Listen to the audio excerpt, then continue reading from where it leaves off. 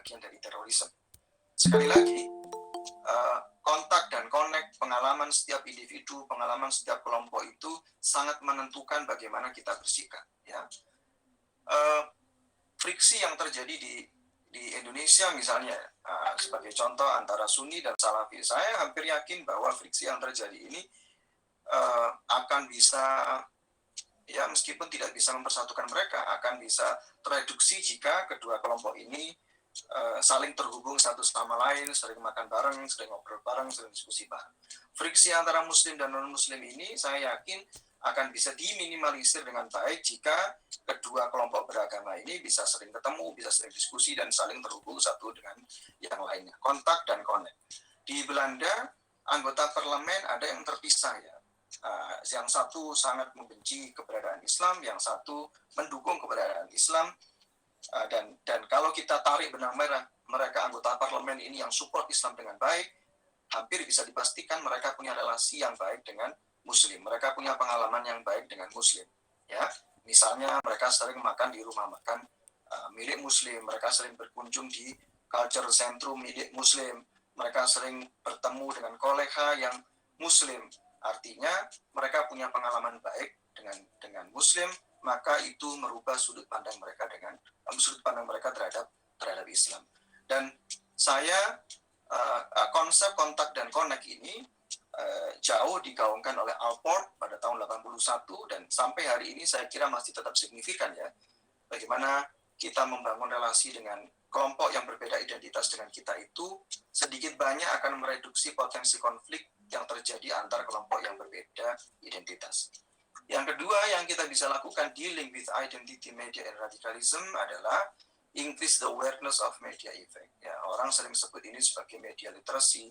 Orang sebagai tadi Pak Surokim menyinggung tentang alertness, tentang kewaspadaan, itu penting ya. Increase the awareness of media effect. Jadi tidak hanya masyarakatnya yang harus pinter ya, pekerja media pun juga harus paham bahwa setiap kata, setiap tulisan yang dia tulis itu punya konsekuensi sosial yang harus dipertanggungjawabkan di hadapan Tuhan Yang Maha Kuasa.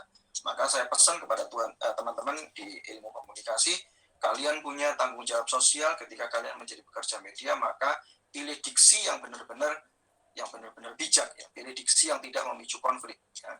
Karena setiap tulisan yang Anda sajikan kepada masyarakat itu punya konsekuensi yang harus kalian pertanggungjawabkan.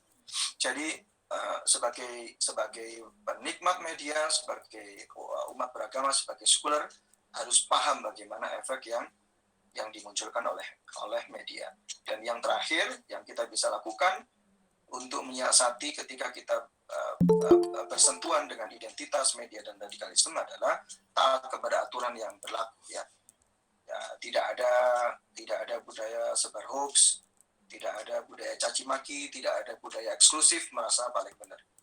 Jadi ini yang dapat saya tawarkan, bagaimana upaya kita untuk mereduksi potensi konflik, potensi friksi antar dua atau lebih identitas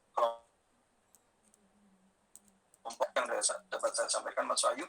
Saya sangat berterima kasih sekali jika teman-teman Pak Surokim, Bu Konia berkenan menambahkan, memberikan saran, kritik, dan masukan. Terima kasih, Mas Wahyu. Baik, terima kasih kembali kepada Bapak Advan. Silakan bagi yang memiliki pertanyaan terkait tema media, identitas, dan rekan Bapak Advan tadi untuk langsung open mic atau bisa juga menuliskannya di kolom chat.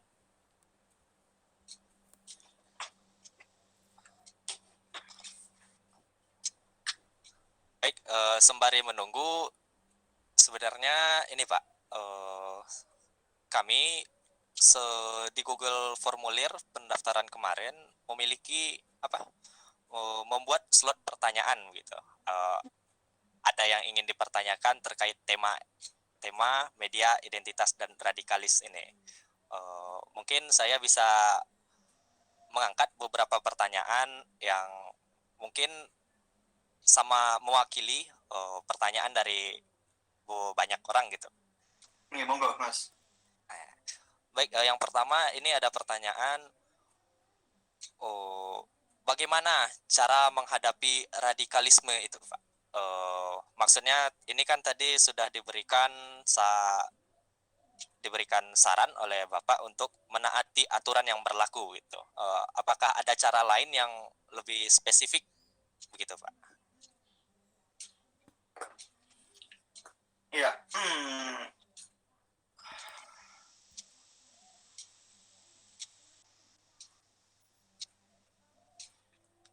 jadi bagaimana cara untuk menghadapi, tadi sudah saya singgung ya, ada 3 poin penting. Harus pinter ya, kita hari ini harus pinter, tidak bisa tidak bisa mengkonsumsi konten media itu take it for granted, ambil begitu saja tanpa ada saring, tanpa ada filter, tanpa ada klarifikasi ya. Itu yang penting bagi kita sebagai akademisi. Dulu di tahun 2000-an itu ada seorang ilmuwan Iran, Dr. Nadir Purhasan namanya, menulis buku namanya, judulnya The Corruption of Muslim Mind. Saya bicara dalam konteks Islam ya. Dia menulis buku The Corruption of Muslim Mind. Dia katakan bahwa kekerasan yang terjadi di dunia ini atas nama agama, atas nama Islam, itu seringkali disebabkan oleh 3 permasalahan yang mendasar. Ya. Yang pertama adalah stereotyping. Kita seringkali dengan mudah memberikan label kepada orang lain hanya karena melihat asal daerahnya. Nah, kita seringkali memunculkan kebencian kepada kelompok yang berbeda dengan kita hanya melihat dari namanya, hanya melihat dari warna kulitnya, stereotyping. Hari ini kita tidak bisa seperti itu, ya. Orang yang berasal dari Jawa, misalnya seperti saya, tidak melulu identik dengan kelembutan, jangan salah. Jawa kasar juga banyak, ya. Saya dulu sempat di pesantren, orang menikah sama orang Sunda itu Matri, yang Jawa Matri juga banyak. Jadi stereotyping, betapa kita jadi kekerasan, radikalisme itu salah satunya dipengaruhi oleh proses stereotyping. Kita tidak bisa dengan mudah menyimpulkan bahwa orang yang bercana cingkrang itu identik dengan kekerasan. Orang yang berjenggot itu identik dengan kekerasan. Tidak selalu ya. Tidak melulu. Atau sebaliknya, orang yang memakai sarung lalu identik dengan kesantunan. Belum tentu. Ya, stereotyping itu tidak berlaku mutlak.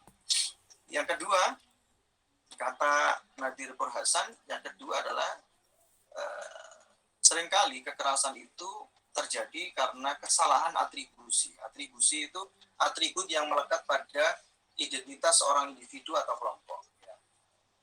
Jadi atribut yang melekat, kamu kuliah di UINSA, pasti bisa ngaji, kamu pakai peci putih, pasti sunni, kamu pakai sorban, tidak memakai sorban, berarti kamu tidak sunni anti sunnah misalnya.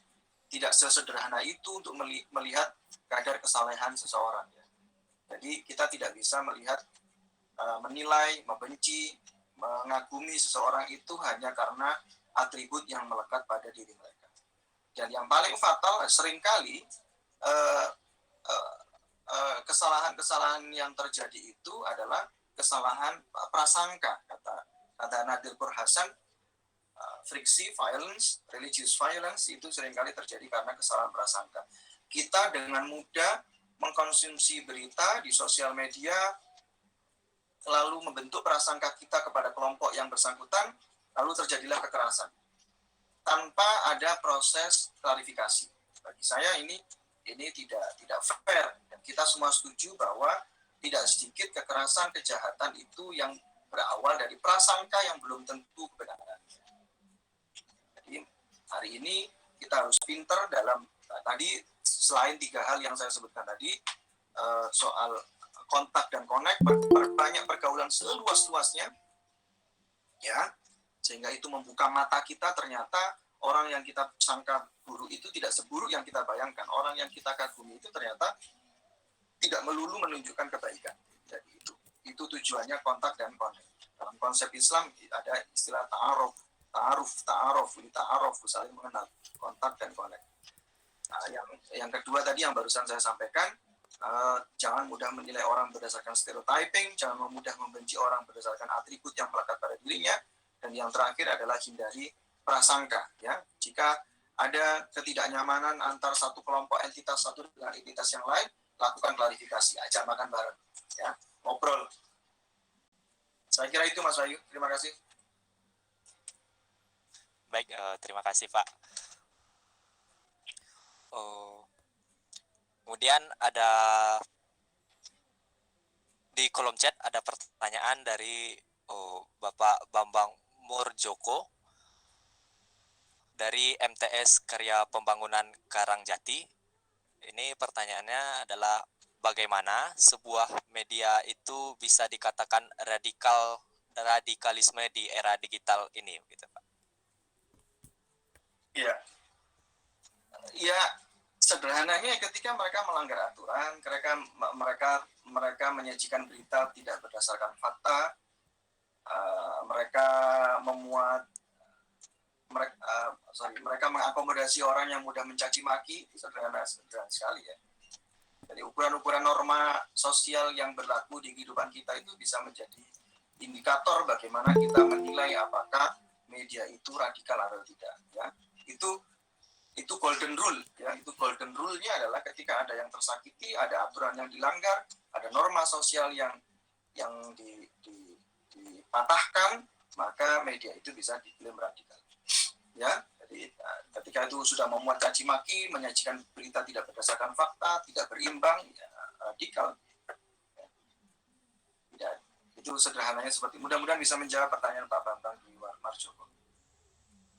Ada pertanyaan dari Pak Surokim juga ini. Baik,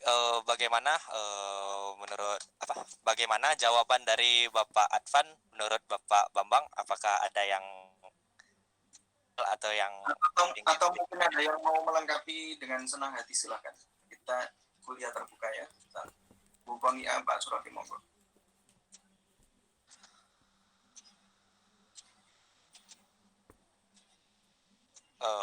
Baik, kalau tidak, izinkan saya membacakan, atau Pak Surokim mau menanyakan secara langsung, Pak? Ya, pertumbuhan media online ya, terutama yang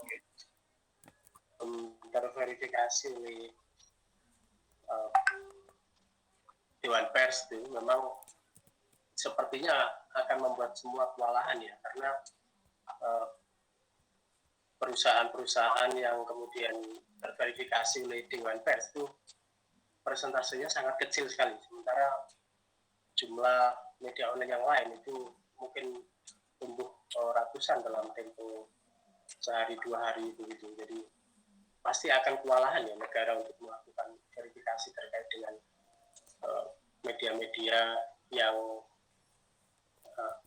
akan didaftar oleh atau yang mau mendaftar ke negara. Banyak media-media yang tidak mendaftar verifikasi oleh Dewan Pers maupun badan otoritas yang lain. Nah, itu yang sepertinya membuat situasi pertarungan udara di media itu kemudian sangat-sangat keras ya. Bahkan dalam konteks tertentu memang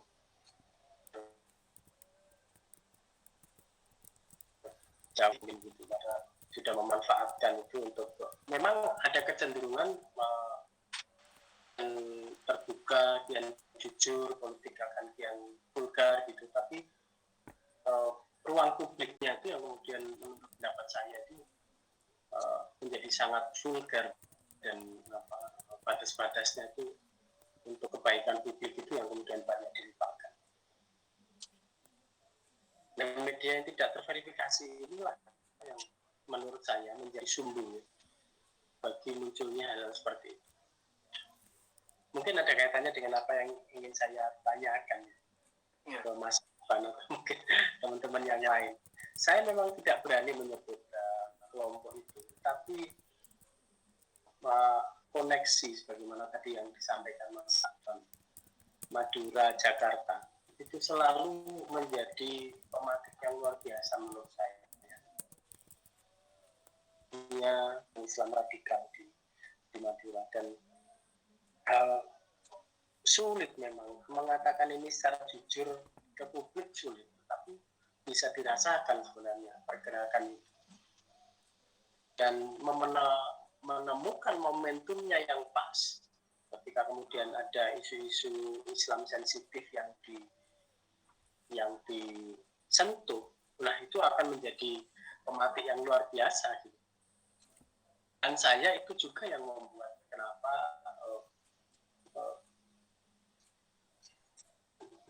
gerakan-gerakan Islam radikal di Madura itu mulai menunjukkan hal yang signifikan. Sementara anak-anak muda juga banyak yang tertarik dengan eksistensi identitas baru itu. Melalui media-media online yang tidak terverifikasi, itu digaungkan luar biasa yang kemudian menutup menurut saya apa yang selama ini ya orang mau menganggap media itu kan seharusnya kemudian cover website, kemudian tadi Facebook virtual tadi dan lain-lain, dan saya pikir tidak begitu, sehingga semuanya menjadi opini, semuanya menjadi pertarungan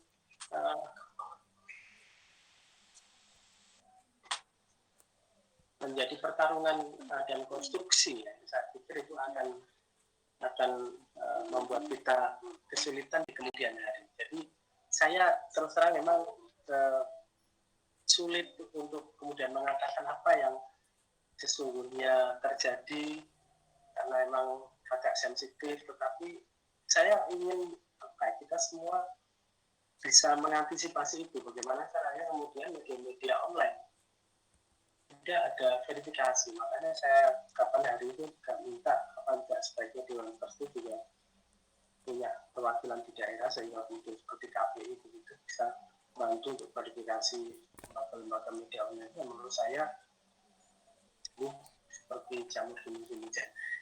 Pak Afan, saya mohon maaf kalau kesannya ya. Jadi itu yang saya rasakan. Jadi kenapa selalu ada koneksi itu ya? Begitu ada isu Islam tertentu di Jakarta itu langsung connect di Madura, dan Madura bisa mudah terbakar. Bahkan di beberapa kesempatan institusi-institusi seperti Polri itu bisa kena efeknya oleh efek-efek gerakan Islam ini. Dan itu yang menurut saya juga penting bagi mahasiswa komunikasi untuk mengidentifikasi, mengantisipasi, melihat pola-pola yang kira-kira ini belum akan konsolidatif betul, tapi ke depan jika kemudian isu-isu seperti itu terus menarik perhatian anak-anak muda Madura, saya pikir juga suatu saat akan menemukan momentumnya jika kemudian momentum itu pas menghina identitas Islam yang vulgar itu. Saya kira itu Pak Afan.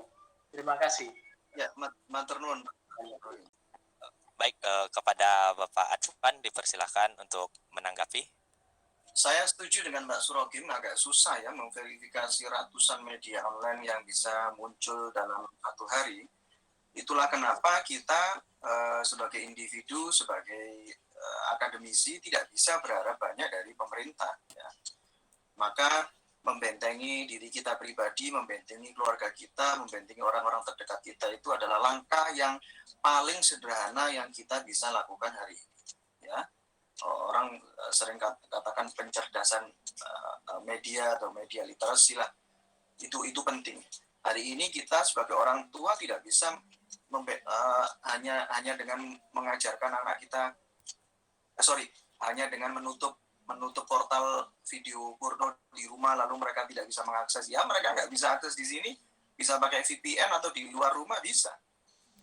Tapi justru yang kita bentengi adalah bagaimana mereka sadar bahwa apa yang mereka lakukan itu tidak benar. apapun langkah yang mereka lakukan, lepas dari pengawasan kita pun mereka akan berjalan dengan baik. Di negara-negara Barat, aturan tentang pornografi ya tidak seketat yang ada di Indonesia. Tapi kenapa mereka bisa under control? Karena mereka punya kesadaran yang tinggi dampak yang dimunculkan. Nah, saya kira analogi ini juga bisa dapat diterapkan dalam konteks filtering media konten ya. Mereka harus pintar, mereka harus cerdas, dan ini sekali lagi tidak bisa hanya dibebankan kepada pemerintah selaku regulator. Butuh peran mahasiswa, butuh peran orang tua, butuh peran kiai, ustadz, habaib misalnya ya. Maka yang kita harapkan opinion leader di setiap kelompok itu punya semangat yang sama untuk menyuarakan pentingnya cerdas bermedia. Jadi kalau mereka naik di mimbar bicara soal Quran dan hadis, ya singgunglah soal bagaimana Al-Quran itu bicara pentingnya media literasi, bicara bagaimana sahabat Nabi itu sangat selektif terhadap informasi yang disajikan, tidak hanya mendengar lalu dibagikan. Maka sekali lagi saya setuju dengan Pak Surohim, ini PR kita bersama, tidak bisa hanya dibebankan kepada pemerintah ya. Gerak mereka itu lebih cepat daripada gerak regulator dari pemerintah. Maka beban ini seharusnya melekat pada kita sebagai mahasiswa, kita sebagai guru, kita sebagai orang tua, kita sebagai kakak, kita sebagai tetangga, kita sebagai guru agama. Setuju dengan Pak Surohim. Ya, yang kedua tentang pertanyaan Pak Surohim tadi, kenapa ada hubungan antara Jakarta dan Madura? Tadi sudah disinggung eksplisit oleh Pak Surohim, ya ini tidak bisa lepas dari peran sosial media ya. Heidi Campbell menyebutkan network religion ya, agama yang terhubung dari satu titik ke titik yang lain. Tapi izinkan saya memberikan alasan sederhana kenapa internet, sosial media itu menjadi pivotal point dalam gerakan radikalisme yang ada di seluruh dunia. Yang pertama adalah sosial media itu punya low level bar of entry. Jadi punya standar yang sangat rendah bagi setiap orang untuk bisa akses ke sosial media. Ya, setiap orang tidak perlu harus punya sarjana atau sertifikat jurnalistik untuk bisa posting di sosial media. Setiap orang tidak harus lulus sarjana komunikasi untuk punya akun YouTube. Ya, semua orang punya hak yang sama untuk membuat personal website. Jadi low level bar of entry. Dan Anda, saya, dan teman-teman semua tidak harus lulus dari pesantren untuk bicara soal agama di sosial media. Jadi low level bar of entry. Syaratnya itu sangat rendah ya. Itu berbeda dengan mainstream media outlet yang untuk berbicara di RCTI, MNC Group atau di Metro TV, Anda harus punya kualifikasi tertentu untuk diundang dan berbicara di sana. Sedangkan di sosial media itu tidak dibutuhkan. Ya. Jadi itu menjadi alasan yang pertama mengapa sosial media itu menjadi media yang sangat ampuh untuk penyebaran gerakan Islamisme yang ada di Indonesia. Yang kedua, sosial media itu menjadi media alternatif. Segala sesuatu yang tidak bisa terakomodasi di mainstream media outlet, maka dengan mudah bisa di-switch ke sosial media. Yang ketiga, equality, ya, kesetaraan. Jangan lupa, ada perbedaan pola gerakan antara kelompok Islamis ini dengan saya bisa katakan NU dan Muhammadiyah misalnya. Mereka punya hierarki sosial yang jelas. Ada ranting, ada cabang, ada wilayah dan lain sebagainya ya. Ada ustadz, ada kiai, ada habaib, ada masyayikh. Itu yang terjadi di kelompok Islam mayoritas. Tetapi di kelompok Islamisme itu tidak berlaku. Mereka punya hierarki yang equal ya. Semua dipersatukan oleh satu kepentingan yang sama. Dan sosial media memfasilitasi untuk itu. Yang terakhir adalah kenapa sosial media begitu masif? Mereka memberikan ruang bagi penggunanya untuk menampilkan diri mereka dalam bentuk anonim. Nah, ini menjadi kendala bagi kita semua. Ini berbeda dengan mainstream media outlet, di mana ketika Anda ingin menulis di surat kabar atau menulis atau tampil di salah satu stasiun TV harus punya identitas yang jelas. Saya kira itu yang menjadi dasar mengapa sosial media begitu masif digunakan untuk gerak radikalisme. Ini juga menjadi kritik Pak Surokim untuk teman-teman kita yang ada di ormas besar NU dan Muhammadiyah misalnya. Saya kebetulan di 4 tahun terakhir ini meneliti tentang bagaimana religious tolerance on YouTube di 3 kelompok muslim yang berbeda, Muhammadiyah, NU, dan Salafi. Kesimpulan sementara dari penelitian yang saya lakukan adalah tidak ada satupun kelompok Islam di Indonesia yang bisa mengklaim kelompoknya adalah kelompok yang paling toleran. Intoleransi itu juga muncul di kelompok NU. Intoleransi itu juga muncul di kelompok Muhammadiyah. Intoleransi itu juga muncul di kelompok Salafi. Ya, semuanya hampir ada. Kita pun mungkin seringkali melakukan sikap-sikap intoleran tanpa kita sadari kesalahannya. Jadi menurut saya, jangan sampai kita terjebak melawan intoleransi dengan sikap yang intoleran. Jangan sampai kita terjebak melawan radikalisme dengan sikap yang radikal pula. Jadi itu yang harus kita perhatikan. Terima kasih Pak Surokim. Semoga berkenan. Baik, terima kasih kepada Pak Advan. Apakah ada tanggapan lanjutan dari Bapak Surokim?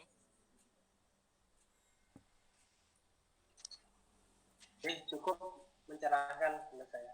Terima kasih. Baik, saya akan melanjutkan membacakan pertanyaan di kolom chat. Ada dari atas nama Laila Fauzia dari Iva Kediri. Pertanyaannya ada apakah yang bersangkutan ingin menanyakan secara langsung? Dipersilakan untuk open mic.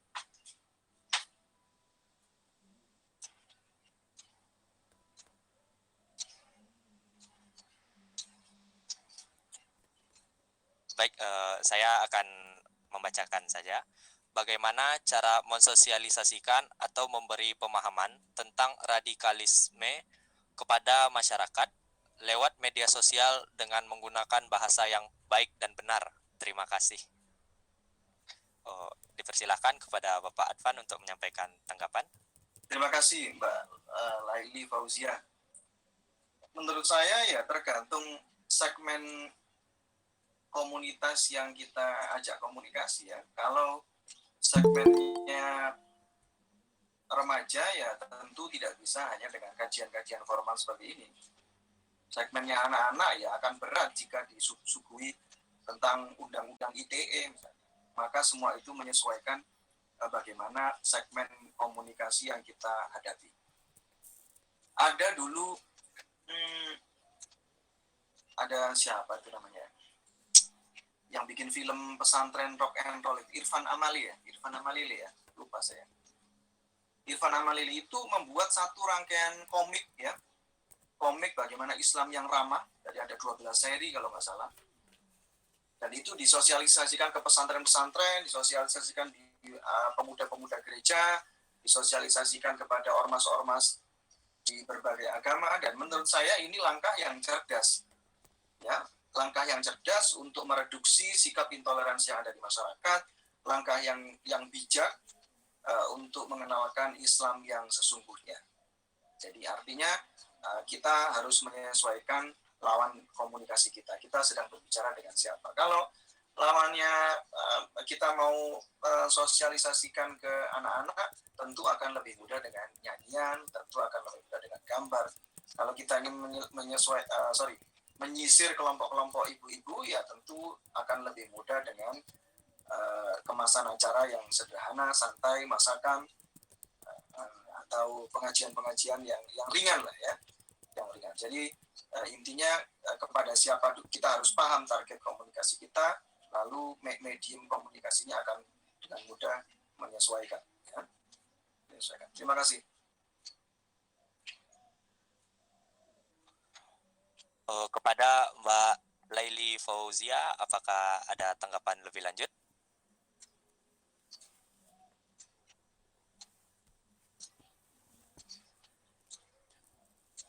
Baik, jika tidak ada, kita lanjutkan ke pertanyaan berikutnya, Pak. Ini ada dari Mbak Nurul Eva Rismayanti dari UTM.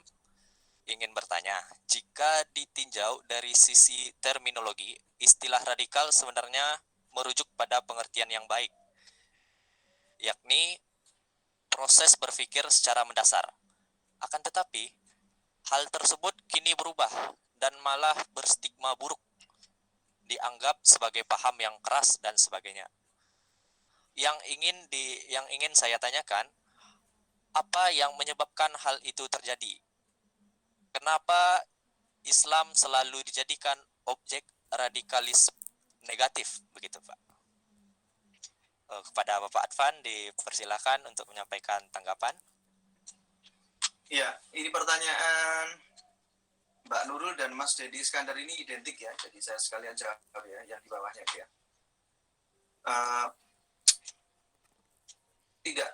Tadi saya di awal saya sebutkan bahwa saya tidak sedang berdebat soal apakah radikalisme itu positif atau negatif. Dalam konteks hari ini saya akan sampaikan radikalisme dalam konotasi yang negatif ya, dalam kemasan yang dalam sikap yang tidak baik, radikalis yang identik dengan negatif, identik dengan sikap kekerasan. Silakan jika memang itu diyakini radikalisme dalam hal yang positif. Tetapi yang harus dipahami, tidak melulu radikalisme itu terkait dengan Islam. Tadi yang saya sampaikan soal penembakan di New Zealand, ya, Taran atau siapa itu lupa saya. Taran kalau nggak salah ya, Chris Taran atau siapa. Penembakan tentang 49 atau 51 Muslim itu kan pelakunya bukan Muslim. Dan jangan salah, sampai sekarang ya kita tidak tahu agama dia apa. Tidak salah, dan media pun secara fair mengklaim bahwa itu sikap dari terorisme.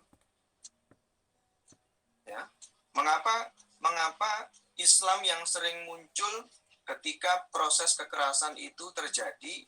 Ya kebetulan beberapa waktu terakhir ini yang muncul adalah peristiwa-peristiwa yang dilakukan oleh seorang Muslim. Itu saja sebetulnya. Ya. Jadi ada dua cara yang berbeda ketika media itu mengemas pemberitaan. Tidak, sejauh pengalaman saya melihat beberapa pemberitaan tentang terorisme di Eropa. Tidak melulu mereka mengeksplorasi background pelaku itu apakah Muslim atau non Muslim. Ya. Tidak melulu. Kalaupun ada itu minor sekali, tapi media-media mainstream, misalnya seperti RTL, NOS-NL, mereka cukup bijak untuk memilih diksi, jangan sampai pilihan kata mereka itu menyinggung pemeluk agama Islam. Ya. Dan itu tidak berlangsung lama. Kasus di Paris kemarin misalnya, itu 3-4 hari setelah pembunuhan sudah selesai kelar. Yang menarik justru di Indonesia, ini menjadi sebuah komoditas, digali lebih dalam siapa tetangganya, hobi pelakunya apa, ngajinya di mana, guru ngajinya siapa, pesantrennya di mana. Jadi kasus yang seharusnya sederhana dan kita bisa sikapi dengan cepat itu menjadi berlarut-larut karena mereka sadar bahwa di balik pemberitaan tentang radikalisme dan kekerasan ini ada mereka. Ya. Jadi sekali lagi saya tekankan tidak selalu media itu berpihak kepada non-Muslim dan mendiskreditkan Islam. Tidak selalu, tidak semuanya. Ya. Dan yang terakhir, bagaimana mendakwakan tentang radikalisme lewat sosmed dengan baik dan efektif. Kurangi berkomentar di sosial media yang tidak pas, ya. Kurangi waktu berselancar di sosial media, ya. Lakukan hal-hal yang lebih produktif dan bergaul dengan orang yang seberagam mungkin. Itu akan membuka cara pandang kita kepada kelompok yang berbeda. Saya kira itu. Jadi dulu ada bukunya, saya lupa ya, bukunya orang Jogja itu, judulnya Matikan TV-mu. Saya kira menarik ya. Satu-satunya cara untuk menghilangkan dampak buruk dari televisi ya dimatikan TV-nya, selesai. Dulu di Belanda 2018 ada gerakan untuk menutup akun Facebook dan ternyata diikuti oleh 218.000 orang dan berhasil. Dan mereka yakin bahwa justru dengan menggunakan Facebook itu lebih banyak madorotnya daripada manfaatnya. Bagus bagi saya. Jadi apa yang kita bisa lakukan? Kurangi bersosial media, kurangi komentar yang tidak bagus, selektif jika ada berita yang datang ke akun personal kita, maka stop, jangan share meskipun itu pesan yang menurut kita baik, karena sesungguhnya baik menurut kita belum tentu baik menurut orang lain. Terima kasih, Mas.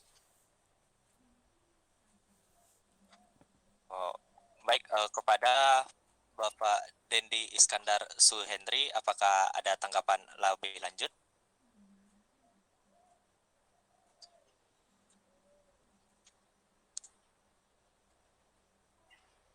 Baik, jika tidak ada, izinkan saya bertanya gitu. Saya memiliki sedikit pertanyaan untuk Bapak Advan. Ini terkait tentang isu dalam negeri begitu Pak, tentang Habib Rizik Syihab yang mana sejauh saya mengikuti pemberitaan di media, tanggapan spontanitas saya sebagai masyarakat dan mahasiswa itu memaksa untuk berpikir bahwa Habib Rizik ini radikal begitu Pak. Meskipun sejatinya kalau dirujuk ke perilaku atau perbuatannya itu sebenarnya biasa saja begitu. Namun setiap berita itu saya rasa berusaha untuk tersebut, entah itu sengaja atau tidak sengaja, saya tidak mengetahuinya. Nah, menurut Bapak Advan ini bagaimana tanggapan Bapak?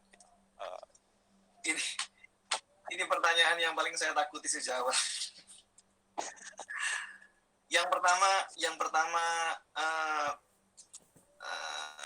saya respect kepada Habib Rizik karena duriah Nabi ya, itu yang pertama. Yang kedua, saya tidak akan memberikan penilaian kepada FPI atau Habib Rizik, tetapi saya akan memberikan batasan secara umum. Ya. Batasan secara umum artinya tidak hanya Habib Rizik ya, siapapun ya yang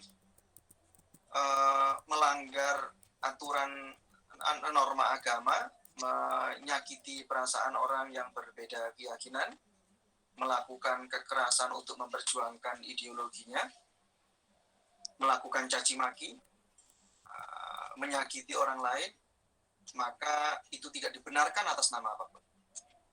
Ya, itu golden rule-nya. Tadi saya singgung, ini golden rule-nya. Siapapun kelompoknya ya. Dan jangan salah ya, kalau tadi saya sampaikan, tidak hanya kelompok A saja yang bersikap intoleran, kelompok B, C, dan D pun, di beberapa kelompok Islam di Indonesia pun juga seringkali terjebak melawan intoleransi ini dengan sikap yang intoleran. Jadi siapapun kelompoknya, lepas apakah itu FPI, NU, atau Muhammadiyah, siapapun, jika itu melanggar norma agama, jika itu menggunakan cacian, makian, menyakiti secara fisik, melanggar aturan pemerintah, maka itu tidak dibenarkan secara hukum dan agama. Ya, jadi itu garis besarnya Mas. Saya kira itu. Jadi radikal dan tidak radikal itu tidak melekat pada identitas kelompok atau individunya, tapi pada sikap pelakunya. Silakan nanti Mas Wahyu sendiri yang menilai.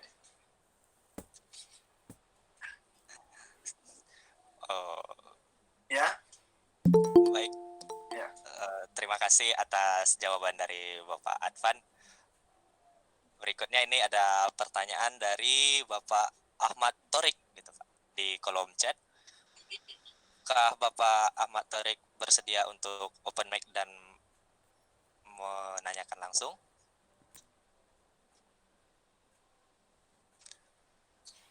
Baik, saya akan bacakan saja kalau begitu.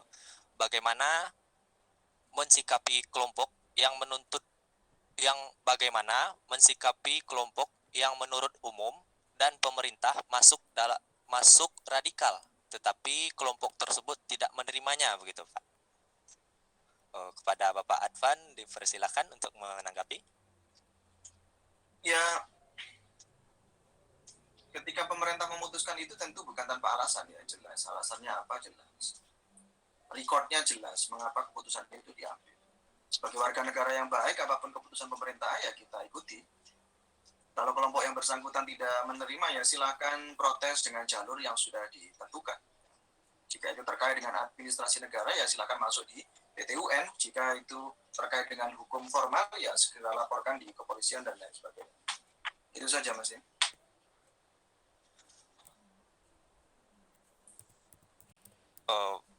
Baik, kepada Bapak Torik, apakah ada tanggapan lebih lanjut? Silakan Pak Torik. Ya, oke, saya tak masuk. Assalamualaikum Pak Advan. Ya, Waalaikumsalam warahmatullahi wabarakatuh. Iya, Pak Torik. Tadi kan mengatakan begini, kelompok intoleran, kelompok radikal itu sudah ada pada organisasi-organisasi yang lain, termasuk NU Muhammadiyah. Ya. Kalau mohon maaf ini kalau nanti saya keliru diingatkan oleh Pak Advan. Kalau menurut kami NU Muhammadiyah bagus. Kalau ada yang kayak gitu, memang itu oknum. Okay. NU Muhammadiyah saya yakin bagus.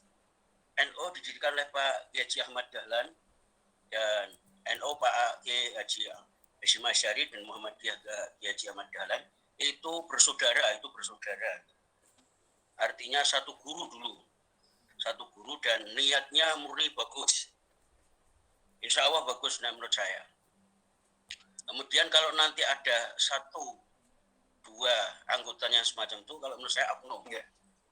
Kayak secara umum Islam itu bagus.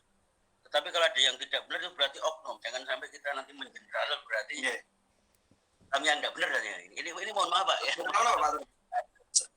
NU-nya yang tidak benar atau Muhammadiyah yang benar. Berarti yang nanti disikapi orang-orang NU yang memang pemahamannya tidak pas. Orang-orang Muhammadiyah yang pemahamannya pas. Demikian Pak. Terima kasih. Assalamualaikum warahmatullahi wabarakatuh. Waalaikumsalam warahmatullahi wabarakatuh. Saya sedikit meluruskan ya. Saya tidak katakan bahwa ada kelompok radikal itu melekat pada NU Muhammadiyah, bukan. Yang saya sampaikan adalah seringkali kita terjebak melawan intoleransi itu dengan sikap yang intoleran. Yang saya katakan itu, maka NU tidak bisa mengklaim bahwa NU adalah ormas yang paling toleran. Muhammadiyah tidak bisa mengklaim bahwa Muhammadiyah paling toleran.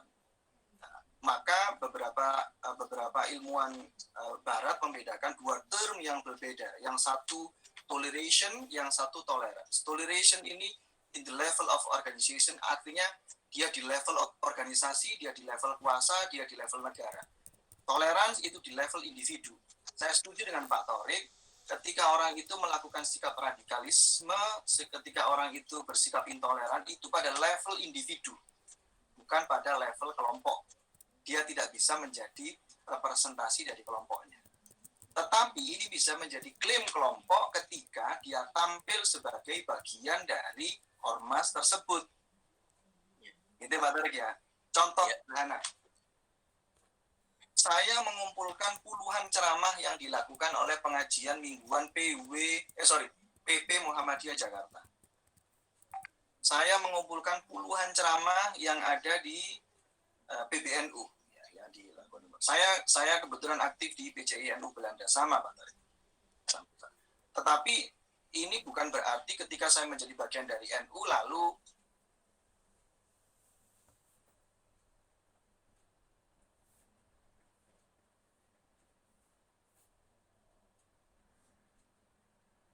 melawan yang ada di luar itu dengan sikap yang intoleran pula.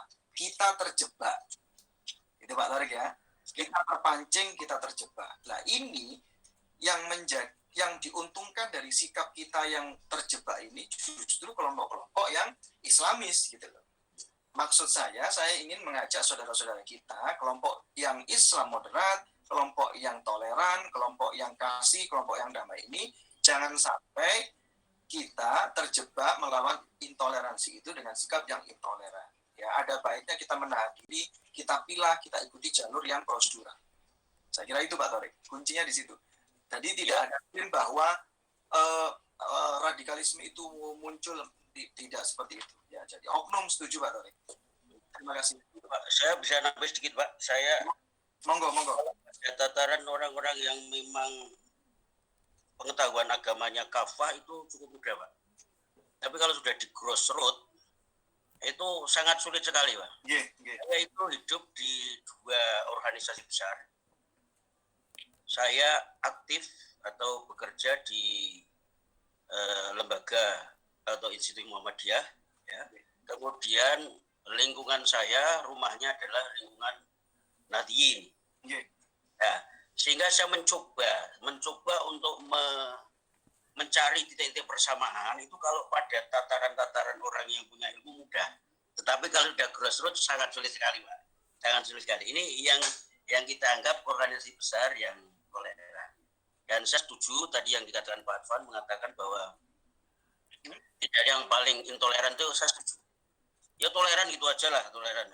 Yang mengatakan yang paling benar itu tidak bisa itu. Ya sudah benar. Kalau kita kembali ke yang memang dihikam dan sebagainya kan cukup kalau kita memang untuk mengingatkan ya sudah, kalau mau, kalau tidak mau ya sudah. Nanti masih ada pengadilan yang lebih tinggi, yaitu pengadilan Allah. Jihad itu tidak harus kan kita berhasil. Yang penting kita sudah berjihad gitu dan sebagainya. Terima kasih Pak Advan, mudah-mudahan pencerahan ya bagi semuanya. Masih assalamualaikum. Sehat-sehat Pak Torik. Assalamualaikum warahmatullahi wabarakatuh. Terima kasih kepada Bapak Ahmad Torik. Mohon maaf kepada penanya pertanyaan berikutnya tidak saya bacakan pada kesempatan kali ini. Terima kasih kepada Bapak Advan juga telah menyampaikan materi. Semoga kuliah tamu kita pada malam hari ini membawa berkah, memberikan pencerahan tentang media, identitas, dan radikalisme agar dapat dari berbagai sudut pandang gitu, agar dapat mengerti sepenuhnya dan tidak menjustifikasi begitu. Baik, kepada seluruh peserta dipersilahkan untuk open kameranya untuk kepentingan dokumentasi.